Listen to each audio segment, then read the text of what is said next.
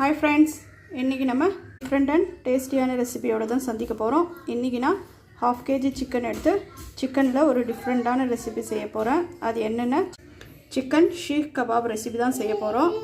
நான் இன்றைக்கி boneless chicken தான் எடுத்திருக்கேன். ஒரு 1/2 kg அளவுக்கு எடுத்திருக்கேன்.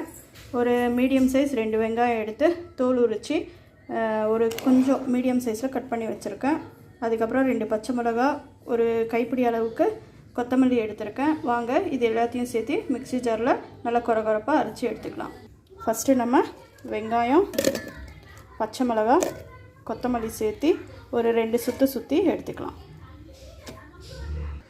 நல்லா கொரகொரப்பாக அரைச்சி எடுத்துக்கிட்டோம். இப்போ நம்ம க்ளீன் பண்ணி வாஷ் பண்ணி வச்சுருக்க போன்லெஸ் சிக்கனை இதில் சேர்த்திக்கலாம். பிரெட் க்ரம்ஸ் இருக்குது, அதையும் சேர்த்திக்கலாம். 1 டீஸ்பூன் அளவுக்கு இஞ்சி பூண்டு பேஸ்ட்டு சேர்த்துக்கலாம். 1 டீஸ்பூன் அளவுக்கு கார்ன்ஃப்ளவர் மாவு சேர்த்துக்கலாம். ஒரு 1/2 டீஸ்பூன் அளவுக்கு சீரக பவுடர் இருந்தால் கூட பரவாயில்ல, சீரகம் இருந்தால் கூட சேர்த்திக்கோங்க.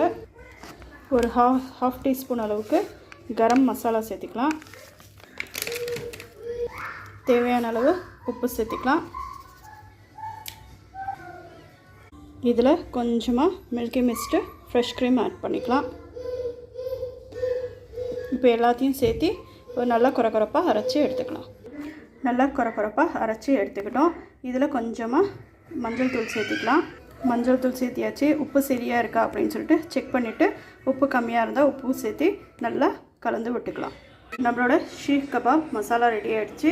இப்போ நெக்ஸ்ட்டு ஸ்டெப்பு என்னன்றது பார்க்கலாம். ஒரு பக்கமாக எடுத்து வச்சிடலாம்.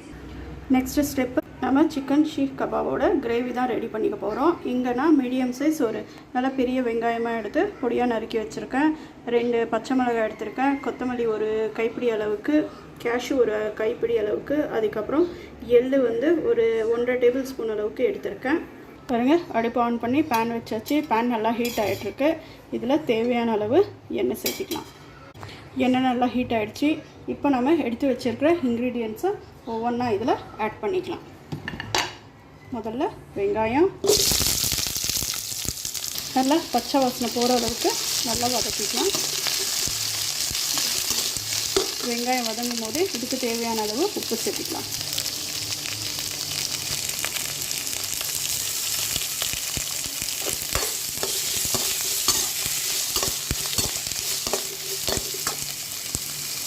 வெங்காயம் ஓரளவுக்கு வதங்கியாச்சு. இப்போ நம்ம எடுத்து வச்சுருக்கிற எள்ளு, அதுக்கப்புறம் கேஷ்யூ, இது ரெண்டுத்தையும் ஆட் பண்ணி நல்லா வதக்கிக்கலாம். இப்போ இதில் 1 டீஸ்பூன் அளவுக்கு இஞ்சி பூண்டு பேஸ்ட்டு சேர்த்துக்கலாம்.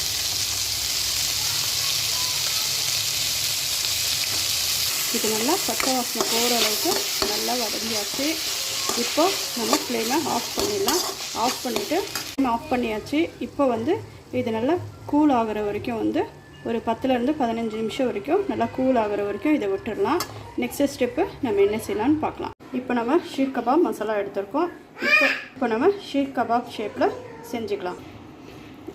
இந்த மாதிரி கொஞ்சமாக எடுத்துக்கோங்க மசாலா. எடுத்துக்கிட்டு என்கிட்ட ஷீக் கபாப் ரோல் பண்ணுறதுக்கான எந்த இன்க்ரீடியன்ஸும் இல்லை. ஸோ அதனால் நான் இங்கே பென்சில் எடுத்திருக்கேன். பாருங்கள், இதில் இந்த மாதிரி ஷேப்பில் செஞ்சு வச்சுக்கலாம். பாருங்கள், ஷீக் கபாப் ஷேப்பில் வந்துருச்சு. இதே மாதிரி நம்மளோட மசாலாவை எல்லாத்தையும் இதே ஷேப்லேயே எடுத்து வச்சுக்கலாம். ஷீக் கபாபை ஷேப் பண்ணி இந்த மாதிரி எடுத்து வச்சுக்கிட்டோம்.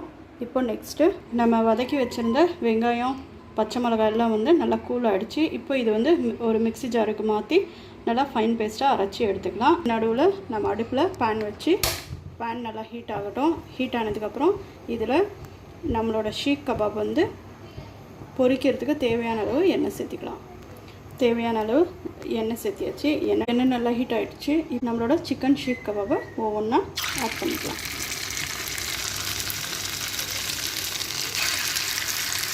இதை எண்ணெயில் நல்லா டீப்பாக பொரிக்கணும்னு அவசியம் இல்லை. கொஞ்சமாக கலர் சேஞ்ச் ஆனால் போதும். இந்த மாதிரி லைட்டாக கலர் சேஞ்ச் ஆனால் போதும், எடுத்துக்கலாம். இது நல்லா கலர் சேஞ்ச் ஆகிடுச்சு. இப்போ இது ஒரு பிளேட்டுக்கு மாற்றிக்கலாம். இதே மாதிரியே நம்ம செஞ்சு வச்சுருக்க எல்லா சிக்கன் ஷீக் கபாபையும் இதே மாதிரியே செஞ்சு எடுத்துக்கலாம். நாம் வதக்கி வச்சுருந்த இன்க்ரீடியன்ஸை மிக்ஸி ஜாருக்கு மாற்றியாச்சு. இப்போ இதை நல்லா ஃபைன் பேஸ்ட்டாக அரைச்சி எடுத்துக்கலாம். நம்மளோட சிக்கன் ஷீக் கபாப் ஃபுல்லாக வந்து பொரிச்சு எடுத்துக்கிட்டோம். இப்போ நெக்ஸ்ட் ஸ்டெப் என்ன பண்ணலான்னு பார்க்கலாம். நம்ம மிக்ஸி ஜாரில் போட்டு வச்சுருந்த மசாலாவையும் நல்லா ஃபைன் பேஸ்ட்டாக அரைச்சி எடுத்துக்கிட்டோம். நெக்ஸ்ட் ஸ்டெப்பு நம்ம வெங்காயம் வதக்கின அதே பேன்லேயே கொஞ்சமாக எண்ணெய் ஊற்றிக்கலாம். நம்ம ஷீக் கபாப் பொரிச்ச அதே எண்ணெயை எடுத்துக்கலாம். இப்போ இதில் பட்டை லவங்கம் ஏலக்காய் சேர்த்தியாச்சு. வச்சுருக்கிற பேஸ்ட்டை இதை நல்லா பச்சை வாசனை போகிற அளவுக்கு நல்லா வதக்கிக்கலாம். ஒரு கொதி வந்ததுக்கப்புறம் இதுக்கு தேவையான அளவு மசாலா சேர்த்திக்கலாம். இது நல்லா கொதி வந்துருச்சு.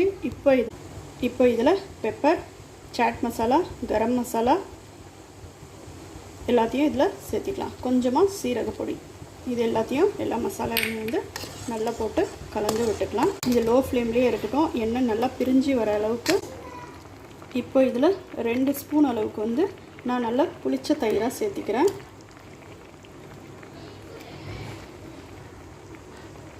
தயிரை ஆட் பண்ணி நல்லா கலந்து விட்டுக்கோங்க. ஒரு 10 நிமிஷத்துக்கு மூடி வச்சிடலாம்.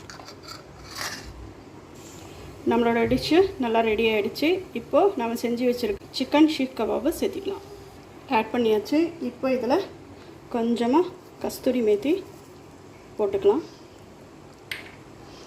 இப்போ இதில் ஒரு 2 டீஸ்பூன் அளவுக்கு ஃப்ரெஷ் க்ரீம் ஆட் பண்ணிக்கலாம். ஃப்ரெஷ் க்ரீம் ஆட் பண்ணி நல்லா கலந்து விட்டுக்கலாம். கலந்து விட்டு இது ஒரு 5 நிமிஷம் வந்து மூடி வச்சிடலாம். லோ ஃப்ளேம்லேயே இருக்கட்டும். அப்போ தான் வந்து எண்ணெய் நல்லா மேலே பிரிஞ்சு வரும்போது நல்லா டேஸ்ட் அட்டகாசமாக இருக்கும். இவ்வளோ தான். இப்போ இதை மூடி வச்சிடலாம். இதே மாதிரியே நீங்களும் வீட்டில் கண்டிப்பாக ட்ரை பண்ணி பாருங்கள். ட்ரை பண்ணி பார்த்துட்டு டேஸ்ட் எப்படி இருந்தது அப்படின்னு சொல்லிட்டு மறக்காமல் கமெண்ட் பண்ணுங்கள். நம்மளோட ஹெல்த்தி அண்ட் டேஸ்டியான ரெசிபீஸ் உங்களுக்கும் தேவைன்னா நம்மளோட சேனலை சப்ஸ்கிரைப் பண்ணுங்கள், லைக் அண்ட் கமெண்ட் பண்ணுங்கள். தேங்க்யூ.